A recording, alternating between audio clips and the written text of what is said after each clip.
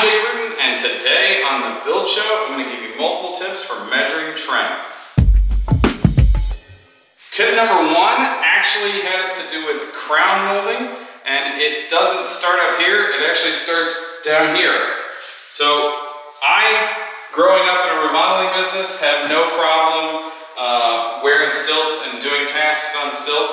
I've installed crown on stilts. A lot of times, if I'm just painting one room or a couple rooms, I will put stilts on so that I can paint. But one of the things that I do when we're doing crown is I will actually measure off of the stilts. It's easier for me to just track the whole room without having to move a ladder. If I'm using a tape to measure, I love it if the second person is on stilts. If not, one of us is only moving a ladder, I can move, they can set up in that corner, I can measure from here to there, I can measure from there to there without them having to move the ladder. Just makes us a little faster and a little more efficient. The other tip that goes along with that is I actually really like the laser tapes. Now I realize that you can have a challenge going from laser tape to regular tape measure, and that can happen at the saw. Once you get used to it, the laser tape can be substantially faster. I wouldn't do this for trim that I'm going to cope. I would do this for trim that I'm going to miter. If I'm coping the corner, something intricate that totally cannot be just mitered at the corner, then I do pull a tape. And let's talk about how we do that now. Let me get these stilts off. So obviously our trim is already installed here, but let's pretend that it's not. If I'm going to measure this trim, I'm going to hook my tape on one end, and then I'm going to have to push this into the corner. Now, once you get used to wrapping that tape measure in the corner, it's not necessarily a big deal, but trim is a little more accurate than that. And one of the first carpenters that I worked with showed me that if I take the time to push it in the corner and put a mark at 10 inches, then I can pull from this side, from that outside corner to my 10-inch mark, and then just add 10 to my tape measure. And he totally gets credit for that number 10, because adding 10 is way easier than pulling a foot out and adding 12 or adding 5 or something like that. My brain works in that base 10 system that we grow up in, and therefore I pull 10, put a mark, pull this way, and then I'm able to just add 10, and I have the length of my work piece. Now, I've taken that one step further, and I'm not sure if I thought this up or if I saw it somewhere. So if you thought this up the first time, then you should get credit for it.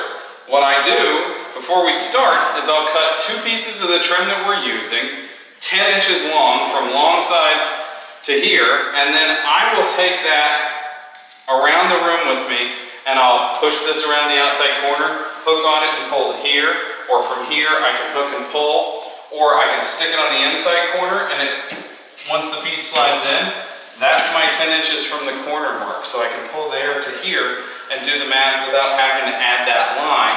I'll just quickly glue this together normally, and I can take this around the entire project. It also gives me the ability to set it at an outside corner and measure to the outside point of that trim, of that miter, to that outermost edge. So it's adding whatever the thickness of the trim is for me so that I don't have to worry about it.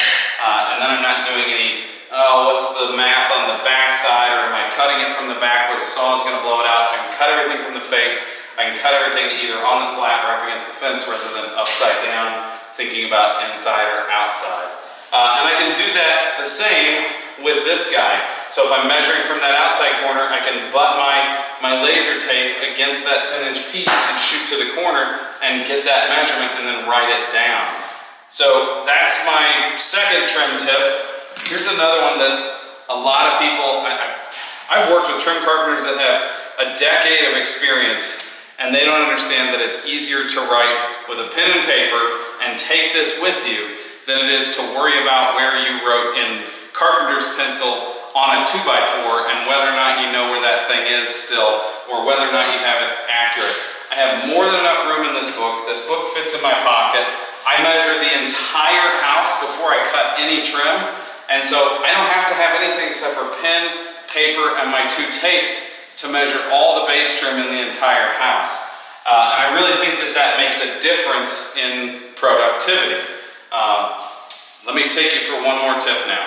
Final tip for today has to do with this cascading wall cap on our stairs, this angle that we don't really know. You know, we can probably do the math to figure out what angle our stairs are at. You know, we're somewhere between the 30 and 40 range. We could start there to try to figure out what this miter is going to be. But one of the first carpentry tricks that I ever remember, like my mind being blown, I think I was like 16 or 17, and one of the guys that I worked with, it's just a regular piece of paper. He came over, he folded the piece of paper so that both of the angles on his fold mated with the wall.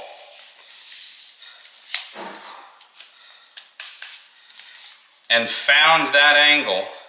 And then from this center point, he folded so that the pieces were flat together like that.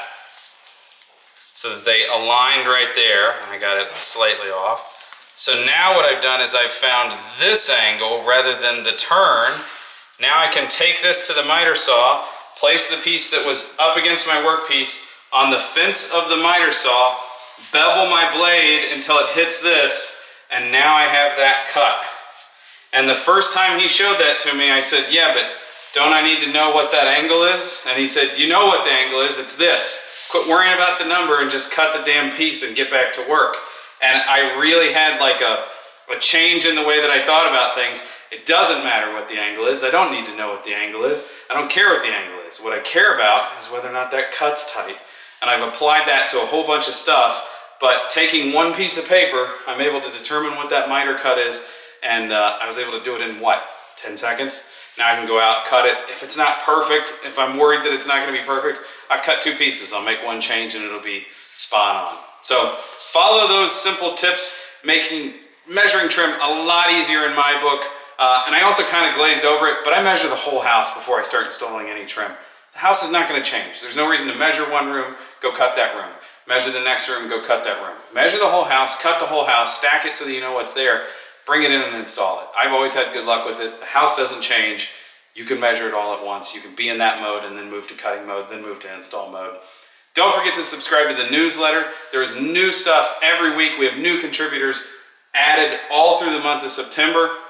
Don't forget to follow me on Instagram. It's Jake.Bruton on Instagram. Have a good day. Thanks for watching.